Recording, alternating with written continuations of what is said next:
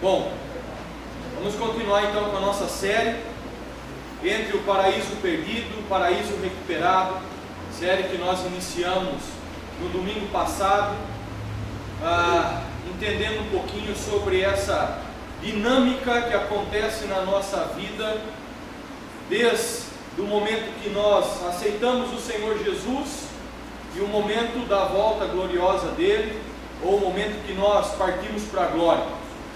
Paraíso perdido é aquele plano original que Deus tem para a minha vida e para a sua. O paraíso recuperado é aquilo que Cristo Jesus conquistou na cruz do Calvário.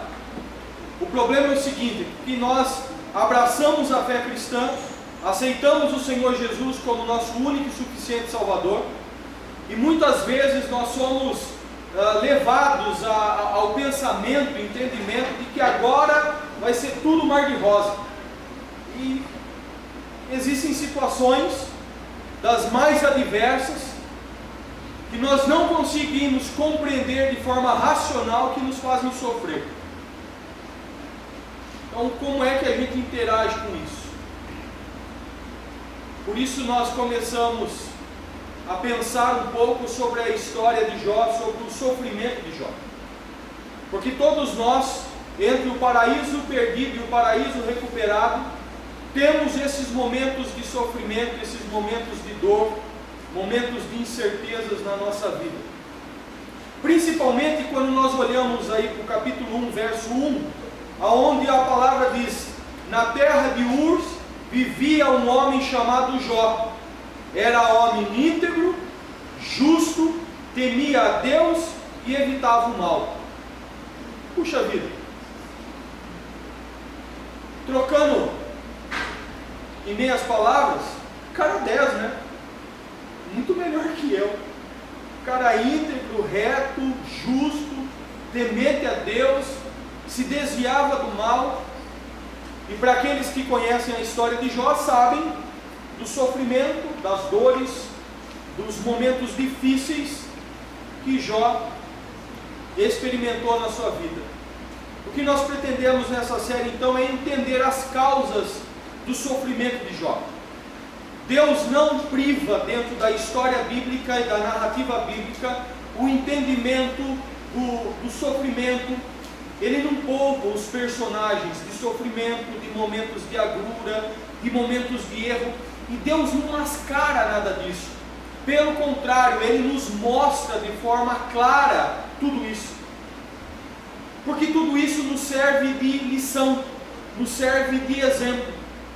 Então, eu quero olhar para a vida de Jó, entender a causa, o sofrimento de Jó, o que é que levava a vida de Jó, um homem íntegro, reto, justo, que se desvia do mal, e mesmo assim passava por sofrimento. E olhando para a vida dele, extraindo dessa biografia um aprendizado. Aprender a partir da experiência que Jó viveu, como que nós podemos enfrentar dias de sofrimento. Porque a nossa tendência é de tentar fugir do sofrimento. Como nós dissemos no domingo passado, nós não fomos criados para o sofrimento. Deus nos criou para vivermos junto dele, vivermos na plenitude da alegria e da satisfação que está na presença dele. Mas, por causa do pecado, houve essa nossa desconexão do Criador e nós passamos a sofrer. Então, o desejo pelo não sofrimento, ele está dentro de mim e de você. E eu vou às vezes tentar fugir, me esconder do sofrimento. Eu não tenho como. Não tenho como. Por mais que eu não queira sofrer, por mais que eu tente fugir desse sofrimento, eu não tenho como. Então eu preciso aprender a partir de Deus como eu posso enfrentar esses momentos, me mantendo íntegro, reto, temente a Deus e me desviando do mal. Quando eu olho para a história de Jó, eu vou conseguir extrair algumas atitudes, alguns comportamentos da vida dele. E eu quero convidar você a caminhar conosco nesta série, Porque ao longo desse ano, eu sei, e eu não preciso ser nenhum mestre, guru, adivinho ou profeta para entender ou dizer que vocês têm passado por momentos de sofrimento. E Deus nos dá a possibilidade desta série para trabalhar o nosso coração e dizer para nós como nós podemos enfrentar tudo isso. Porque Deus nos ama. Deus ama você. Deus te ama e quer te dar as ferramentas para que você possa enfrentar os sofrimentos da sua vida. A visão é um negócio complicado, né? Porque quando eu tenho problemas de vista, a dificuldade de compreender o que eu estou enxergando é difícil. Às vezes a figura me fica distorcida, a ideia me fica distorcida. Quando eu falo de sofrimento, via de regra, nós entendemos o sofrimento simplesmente como uma consequência dos nossos erros. A essência, a origem do sofrimento é realmente a consequência dessa nossa desconexão de Deus. Mas eu tenho essa ideia, sabe o texto que fala, aquilo que o homem plantar, isso também ele vai semear, aquilo que ele semear, ele vai colher. Então, quando eu estou passando por alguns momentos de sofrimento, estou passando por alguns problemas assim, via de regra eu penso que todo esse meu sofrimento é fruto único e exclusivo de erros que eu cometi, de pecados que eu cometi. Quando eu olho para João, o Evangelho de João, capítulo 9, verso 1 e 2, nós vemos os discípulos de Jesus questionando Jesus a respeito de um homem que era cego de nascença. E a ideia, a concepção deles é exatamente essa. A concepção é que se esse homem estava sofrendo e ele nasceu cego, é porque ele havia pecado ou os pais dele haviam pecado, e por isso ele tinha nascido daquela maneira. O texto diz assim: ao passar Jesus, viu um cego de nascença. Seus discípulos lhe perguntaram: mestre, quem pecou, este homem ou seus pais, para que ele nascesse cego? E é assim que é a minha visão e a sua visão quando passamos por sofrimento. Quem é que errou? Aonde é que eu errei? Certamente eu sou culpado de alguma coisa, por isso eu estou sofrendo. Mas a resposta de Jesus vai na contramão desta ideia, embora Jesus não desconsidere de que existem sofrimentos que são frutos dos nossos erros e dos nossos pecados.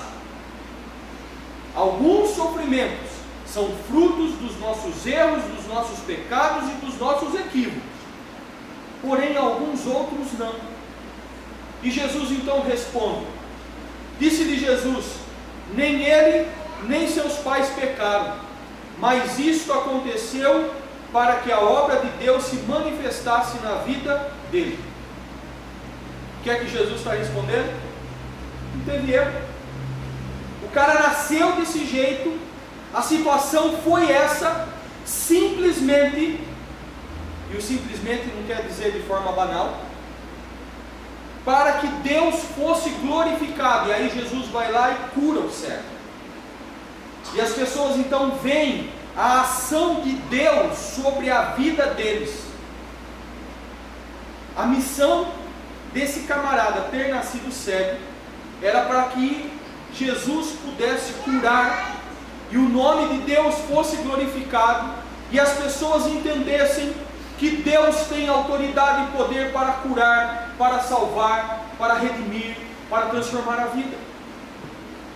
Alguns sofrimentos nos é permitido pela mão de Deus, para que o nome dele seja glorificado. Alguns sofrimentos eu passo na minha vida e você passa na sua vida, para que os nossos olhares estejam atentos ao olhar de Deus, e nós possamos compreender o tamanho, a proporção e a grandeza e a autoridade desse Deus sobre as nossas vidas, sobre a vida de outras pessoas. Então nem tudo ou nem todos os sofrimentos, são consequências dos nossos erros e dos nossos pecados. E aí eu preciso parar agora e olhar para aquilo que eu estou vivendo. E o Espírito Santo de Deus convida você a examinar o seu coração nesse momento e analisar aquilo que hoje tem te feito sofrer, aquilo que hoje tem te trazido o aperto no seu coração, para que você então possa olhar para os olhos de Cristo Jesus e possa compreender como é que este evento na sua vida ou na vida das pessoas que estão ao seu redor estão sendo usados por Deus para que o nome dele seja glorificado, para que Deus seja exaltado, para que Deus seja reconhecido na sua história. O que é que Deus tem feito na sua história, meu irmão, minha irmã? Por que é que Ele tem permitido? Qual é a glória que Ele quer extrair? Qual é a reverência, a adoração que Ele quer extrair desses momentos que você tem vivido e que muitas vezes tem sido doloroso do seu coração? Por que boas pessoas sofrem? Por que Jó, homem íntegro, reto, temente a Deus, se desvia do mal? Por que ele sofre? Porque eu e você, porque nós sofremos? Você nunca pensou assim? Você vem na igreja, você procura ter vida com Deus, você procura ser fiel a Deus em todas as instâncias, sejam as instâncias financeiras, seja da sua vida de piedade, da sua vida de oração, do seu comprometimento com Deus. Você ama a Deus, você procura fazer o que é certo, embora às vezes você pise na bola, mas você procura. Você nunca olhou no espelho e disse: puxa vida, por quê? E aí a gente vai fazer como salmista, né? Puxa vida, o ímpio está lá prosperando no seu caminho e tudo mais, eu estou aqui procurando fazer aquilo que é do Senhor, agradar ao Senhor, eu estou passando por isso. Deus reconhecia a integridade de Jó. O verso 8 do capítulo 1 nos mostra isso. O texto diz assim: disse então o Senhor a Satanás: reparou em meu servo Jó? Não há ninguém na terra como ele, irrepreensível, íntegro, homem que teme a Deus e evita o mal. Deus sabia quem era Jó. Será que nós sabemos quem nós somos? Eu acho muito legal um escrito de João Calvino, que ele diz o seguinte: que nós, ao olharmos para nós mesmos, por causa do pecado que reside em nós, nós temos a tendência de sempre nos julgar para melhor do que aquilo que realmente somos. Nós não conseguimos enxergar com clareza e inteireza quem nós somos. Por isso que às vezes a gente se acha tão imerecedor de alguns sofrimentos. Porque a gente olha para o espelho e a gente acha que é mais bonito do que é. Mas aqui eu tenho a figura de Jó, onde Deus reconhece quem ele é. E isso mostra para mim e para você que apesar do julgamento das pessoas, apesar do seu auto-julgamento, das falhas que você tem em se julgar, seja para melhor ou para pior, porque também tem aquele, né, que ó céu, ó vida, ó azar, né? Tem aquele que sempre acha que é o mais feio de todos, eu sempre fui de preterido, ninguém me ama, ninguém me quer, sempre tem, né? Tem um melancólico. Deus sabe exatamente quem você é. Deus não tem dúvida sobre você. Ele não tem a menor possibilidade de errar naquilo que ele olha para você e analisa de você. Ele não tem. Deus sabe quem você é. Esse tem um lado bom e um lado ruim, né? O lado bom é que por mais que eu me julgue tão feio ou tão bonito, Deus é equilibrado nesse julgamento. O lado ruim é o seguinte: não dá, né? Não dá para enganar, né? Você pode pôr a roupinha de ver Deus, né? Hoje eu estou de roupa de ver Deus, né? Estou dentro até de gravar. Mas quem frequenta aqui sabe que não é, né? É porque hoje eu vou ter que ordenar o Éder, o Geiel, fazer o batismo e tal. A minha mulher falou para mim: vê se não vai mal acabado hoje. Aí você põe só a roupinha de ver Deus, põe a Bíblia embaixo do braço, engrossa a voz. Cadê o Paulo? Como que é que você fala? Oh Deus maravilhoso, né? Só que é o seguinte, cara, Deus tem aquela visão do Superman, e Ele penetra aqui no fundo do meu coração, e Ele esquadrinha e sonda o meu coração, e Ele sabe quem eu sou. Por mais bonitinho que eu esteja, por mais cheirosinho, barbinha arrumada, não cortei o cabelo, mas passei um gel para grudar. Tem pouco, não pode ficar cortando muito.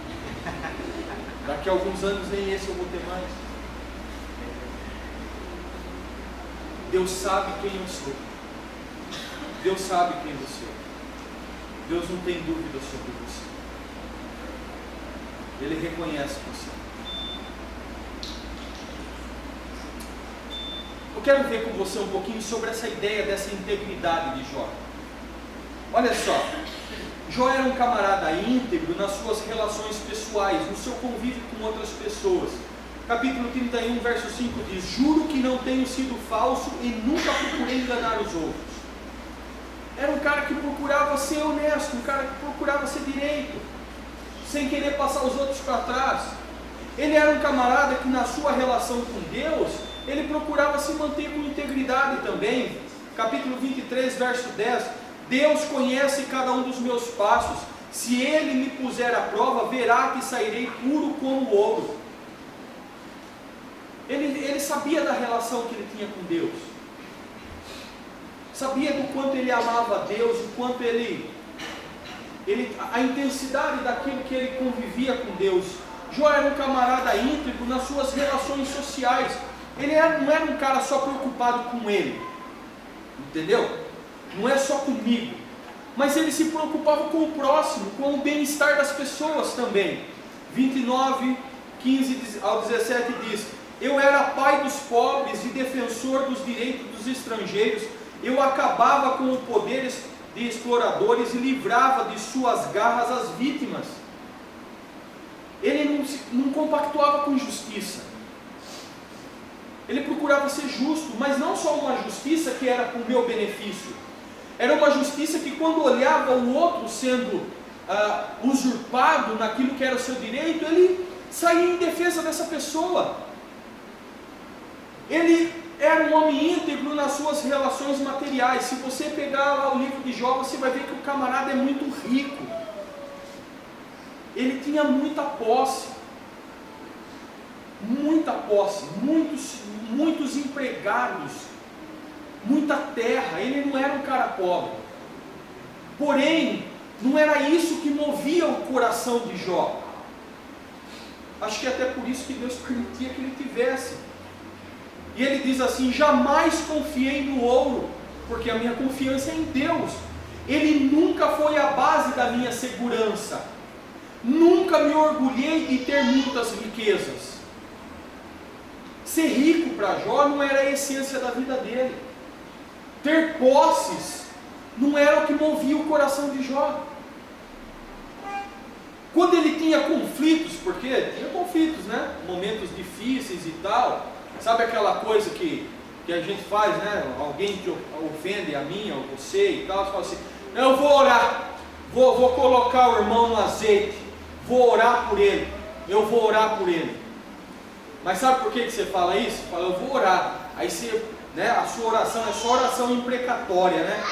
Deus, pesa a mão sobre ele, faz justiça, Senhor, derrama fogo, Jeová. É assim, não é? Isso é vingança. É você querer fazer vingança em nome de Deus. E ainda você fala, não, eu estou orando, né? Você faz bem assim, eu estou orando pelo irmão, estou orando. Jó fala o seguinte: jamais me alegrei com o sofrimento dos meus inimigos. Mesmo quando eu vi o cara era ruim comigo, camarada, mas se eu vi ele sofrendo, eu jamais olhei para ele e falei assim, ó, que legal que está sofrendo, nem fiquei contente se lhes acontecia alguma desgraça, e nunca fiz uma oração pedindo a Deus que matasse algum deles. Você já fez isso? Confessa agora em nome de Jesus. Vou tomar o silêncio da casa como aprovação. Você nunca fez uma oração dessa? Pedindo para Deus, põe a mão, Senhor, põe a mão. Sabe qual que é a loucura disso, gente? Você pode até pedir para Deus botar a mão, só que o intento do seu coração é para que Deus bote a mão para esmagar, para apertar, né? Aí sabe o que Deus faz? Deus bota a mão e abençoa e transforma o coração.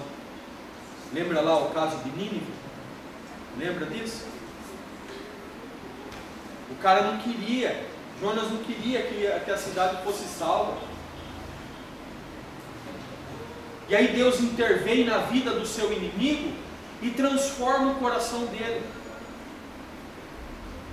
Jó está dizendo, eu nunca quis o mal daquelas pessoas que querem o meu mal.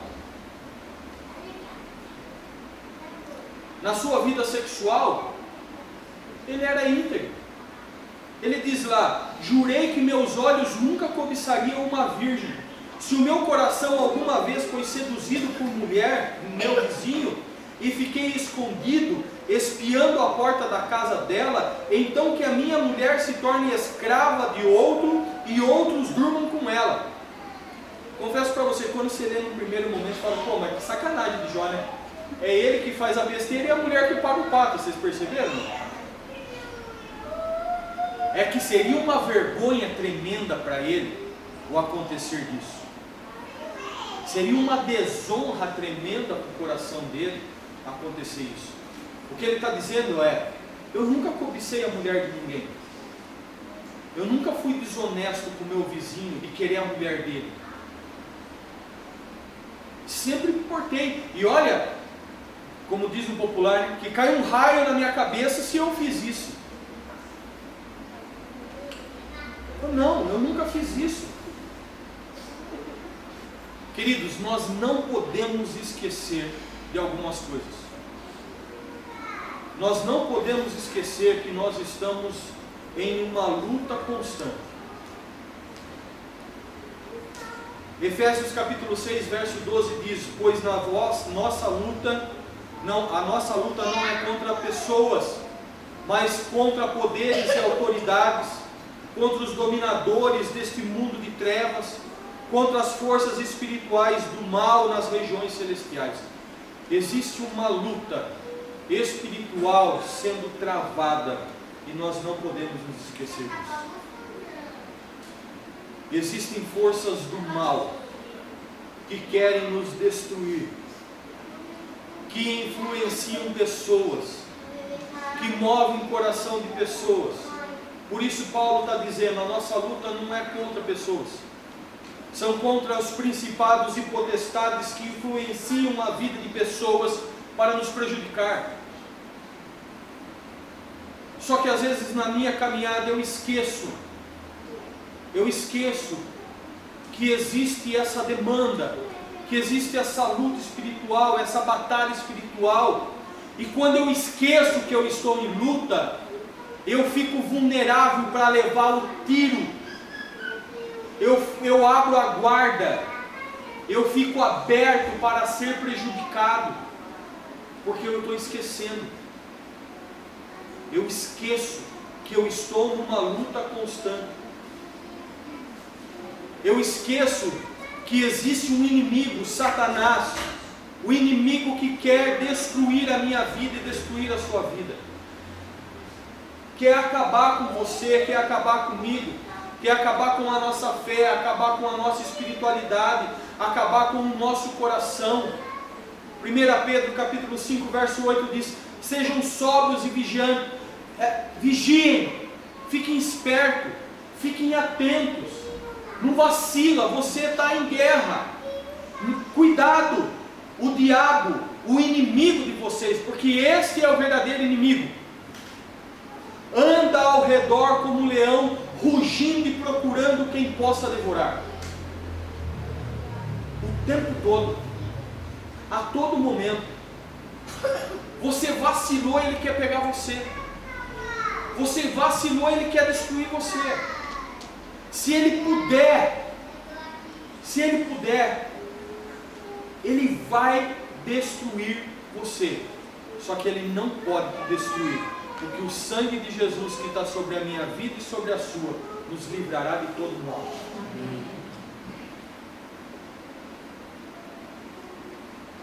Não podemos esquecer que Ele usará todas as armas possíveis para nos afastar de Deus. Esse é o grande propósito, esse é o grande objetivo do nosso inimigo: nos afastar de Deus, nos deixar longe de Deus. Foi o que ele conseguiu com Adão e Eva, e é o que ele quer fazer comigo e com você: nos desanimar na caminhada cristã, nos afastar daquilo que é de Deus. E cada vez que ele acerta uma flechada, cada vez que ele consegue alguma coisa, nós sofremos, porque nós nos distanciamos de Deus. É só isso que ele quer. O ladrão vem apenas para furtar, matar, destruir. Eu vim para que tenham vida e tenham plenamente. Quer roubar a nossa fé, matar a nossa esperança, destruir aquilo que Deus tem feito no nosso coração. Olha a estratégia de Satanás dentro da história de Jó. Capítulo 1, verso 9 diz o seguinte: será que Jó não tem razão para temer a Deus? Respondeu Satanás. Deus chega para Satanás e fala: está vendo Jó? Homem íntegro, reto, temente a Deus, se desvia do mal. O cara é gente boa, o cara me ama. Jó me ama. Jó me ama. A primeira artimanha, a primeira estratégia de Satanás é questionar as motivações do coração de Jó, questionar as motivações do meu coração e do seu coração. Será que Jó não tem razão para temer a Deus? Quantas vezes você não recebe essa fala de Satanás na sua vida, diante de alguns momentos, diante de alguns sofrimentos, diante de alguns problemas que você passa? Será que você é crente mesmo? Será que você é crente? Você tem ido na igreja? Será que você é crente mesmo? Será que você realmente aceitou Jesus? Será que você compreendeu esse negócio? Larga a mão de ser bobo, rapaz. Está querendo enganar quem? Eu sei quem você é. Fala de Satanás. Hoje pela manhã eu estava contando um negócio, já falei há um tempo atrás, mas nunca é demais, né? Certa ocasião, um camarada chegou para o outro e falou assim: porque você é isso, você é aquilo, você é aquilo outro, você é aquilo outro, você é aquilo outro, você é aquilo outro. E a pessoa parou e falou assim: tudo que você está dizendo ao meu respeito é verdade. Eu sou tudo isso. Sou tudo isso. Mais plena verdade. Mas você está vindo da parte de quem? A sua fala a respeito de quem eu sou e dos meus erros vem da parte de quem? Vem da parte de Deus ou da parte de Satanás? Porque se vier da parte de Deus, Deus está dizendo tudo isso ao meu respeito e Ele tem a mais plena razão. Só que Ele está dizendo isso porque Ele quer me tirar do poço que eu estou. E Ele quer transformar a minha vida. Agora, se você vem da parte de Satanás, tudo o que você está dizendo é a mais plena verdade. Eu sou realmente uma porcaria. Só que Satanás não está dizendo isso para me tirar da onde eu estou. Pelo contrário, é para me afundar um pouco mais. Da parte de quem está vindo a acusação? O desejo dele é esse: questionar o meu coração e o seu coração, plantar a dúvida sobre aquilo que nós cremos, o porquê cremos, o porquê nos relacionamos com Ele, o porquê da nossa fé. Você nunca teve essa crise? Você nunca se questionou ao longo da sua caminhada se realmente valia a pena você ser crente, se valia a pena esse negócio de igreja, se valia a pena esse negócio de Bíblia, se valia a pena? Nunca veio isso no seu coração? Será que vale a pena? Será que é isso mesmo? Será que eu não estou me enganando? Estratégia de Satanás para questionar aquilo que é o meu coração e o seu coração diante de Deus. Simplesmente para me afastar de Deus, para te afastar de Deus. Na estratégia dele, questionar a ação de Deus na nossa vida. Primeiro ele questiona aquilo que é o nosso coração, a motivação do nosso coração. Será que somos mesmo ou não? E na conversa de Deus e Satanás ele fala assim: é lógico que esse camarada vai ser bom mesmo. Senhor, ele é seu queridinho? Gente, o simples fato de Deus nos amar, Deus nos querer e Deus nos abençoar é o suficiente para Satanás se levantar em perseguição contra a minha vida e a sua vida. Já parou para pensar sobre isso? Por que é que você, quando você se aproxima mais de Deus, para aqueles que estão começando uma caminhada, você que tem começado a caminhada com a primavera aqui, né, na nossa comunidade, por que é que os momentos que você se dispõe a vir para a igreja, a ter vida com Deus, isso e aquilo outro, são os momentos que mais ataque você sofre, que mais paulada você sofre? Porque os momentos, as pessoas que mais tentam se envolver com Deus, assumir compromisso com Deus, ter vida com Deus, são as pessoas que mais levam um tapa na cara. É porque Deus ama você e Satanás odeia você pelo simples fato de você ser amado por Deus. Verso 10 diz: acaso não puseste uma cerca em volta dele, da família dele, de tudo que ele possui?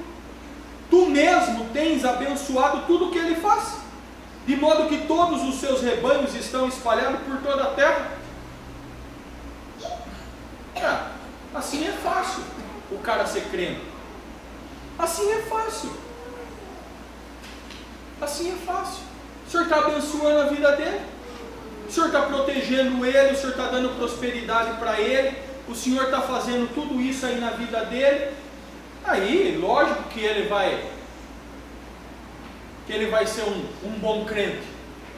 É lógico que ele não vai faltar na igreja, que ele vai ser um crente fiel, que ele vai se dedicar. O Senhor está abençoando ele.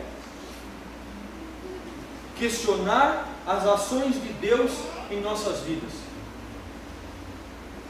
Questionar aquilo que Deus tem feito na nossa vida.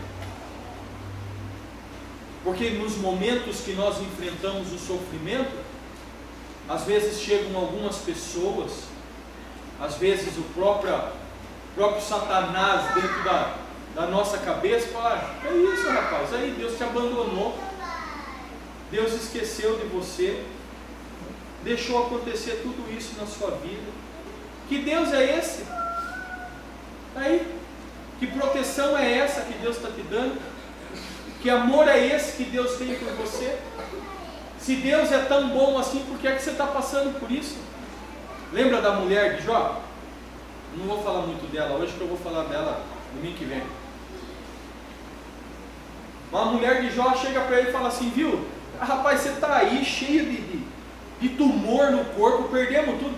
Ô Jó, faz o seguinte, meu velho. Amaldiçoa o teu Deus e morre. Abandona esse negócio aí. Que Deus é esse? Que fé é essa, Jó? Cai fora. Cai fora. Desiste desse negócio de igreja. Desiste desse negócio de ser crente. Desiste desse negócio. Esse negócio não vai levar a nada. Olha aí o que você está passando. Olha o que você está sofrendo. E aí você acha ainda que Deus ama você? O desejo dele é nos distanciar de Deus. É a única coisa que ele quer. E agora o Espírito Santo de Deus pergunta para você nessa noite, na sua caminhada espiritual, você está mais próximo de Deus ou você está mais distante de Deus? Os sofrimentos têm te aproximado de Deus e têm te distanciado de Deus.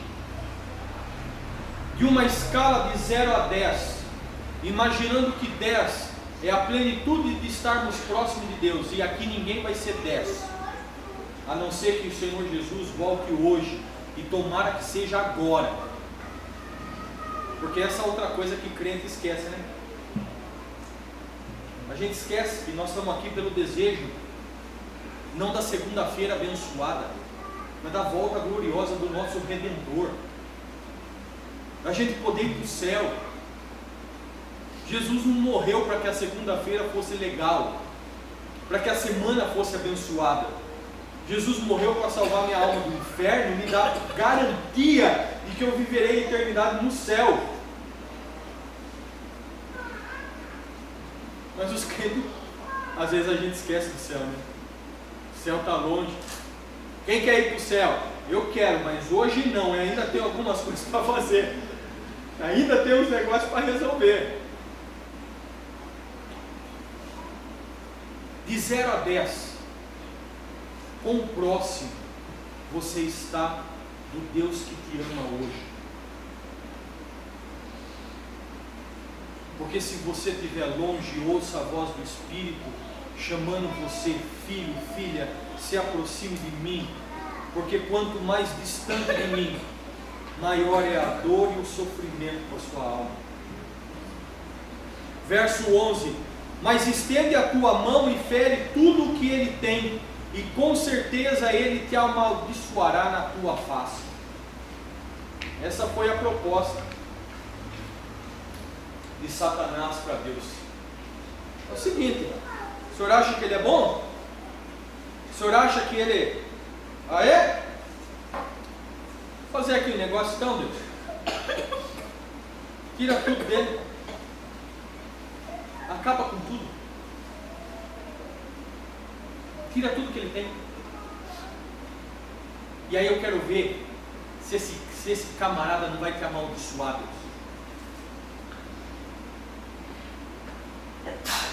E Deus permite.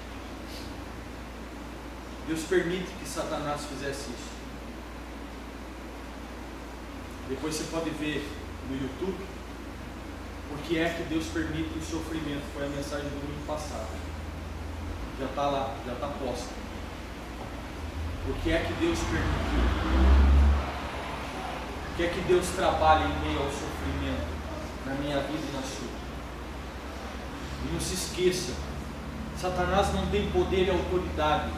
A única fonte de poder e autoridade sobre o universo é Deus. Só Deus. E até mesmo Satanás estremece na presença dele e se submete à autoridade que é dele.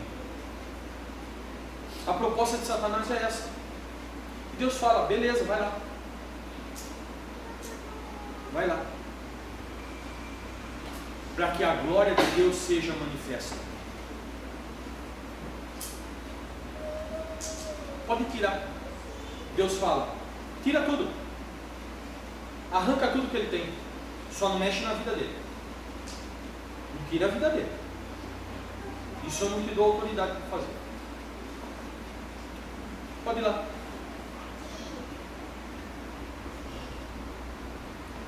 Diante de alguns sofrimentos que eu vivo, eu estou apenas debaixo da soberania de um Deus que, por meu próprio benefício, como Paulo escrevendo aos Romanos diz que tudo coopera para o bem daqueles que amam a Deus, o que é difícil para eu entender, mas isso está cooperando para o meu benefício e o meu crescimento.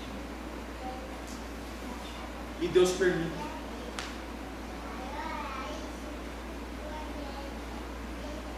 Não se distancie de Deus. Por mais dura que sejam as provações, não se distancie de Deus. As estratégias de Satanás sempre serão frustradas. Ele pode ter a estratégia que for, meu irmão, minha irmã. Ele pode perseguir a mim e a você o quanto ele quiser. O fato e a realidade é que Jesus já conquistou a nossa vitória na cruz do Calvário. E essa vitória nos foi entregue, não pelos nossos merecimentos, mas pela graça e pelo amor de Deus. Nada nem ninguém poderá nos separar do amor de Deus que está em Cristo Jesus, o nosso Salvador. Ao ouvir isso, o que Jó ouviu? Que ele tinha perdido tudo, que os filhos tinham morrido, que os empregados tinham morrido, que os outros tinham ido embora, que as terras tinham sido saqueadas, que o gado tinha perdido tudo. Isso, rapaz, acabou tudo na vida de Jó. Só sobrou uma coisa, que pelo jeito não foi uma boa coisa que sobrou para o cara, mas só sobrou uma coisa: a esposa. Só sobrou a esposa, mas a esposa depois deu uma punhalada na costa dele. O cara perdeu tudo. Nós vamos falar sobre essa perda domingo que vem. E o negócio é o seguinte: a narrativa nos dá a ideia de que foi assim, ó. Chega um e fala assim, Jó, tal. Chega outro, sabe?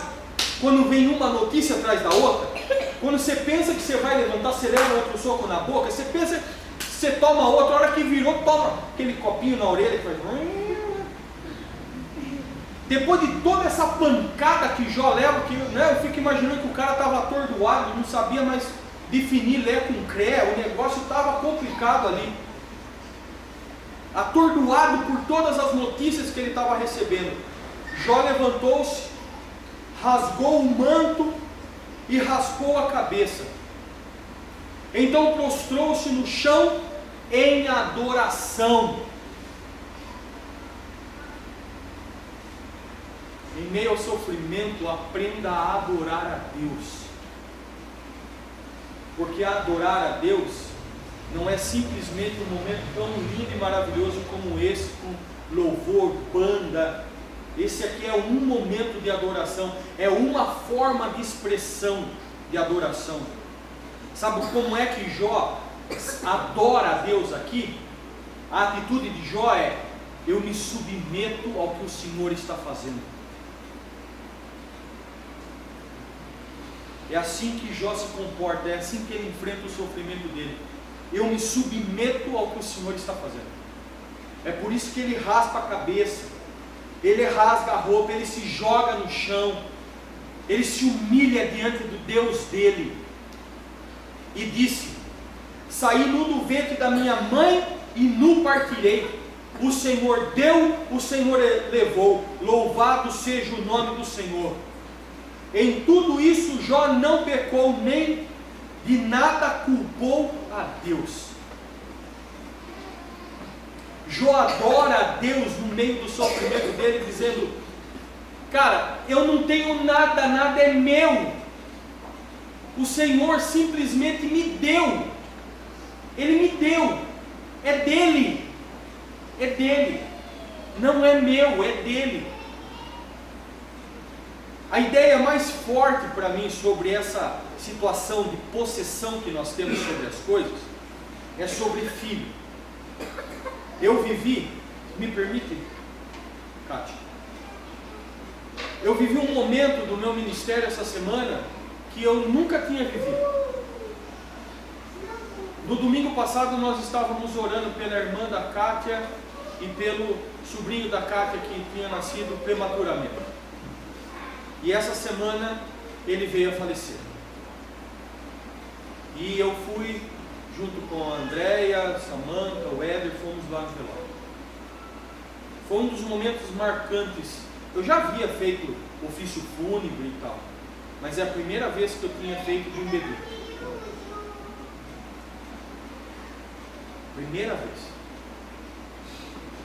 O negócio é muito marcante, é muito impactante. E aí eu fico pensando, se para mim é marcante, se para mim dói, imagine a extensão e a profundidade das pessoas que estão vivendo aquilo.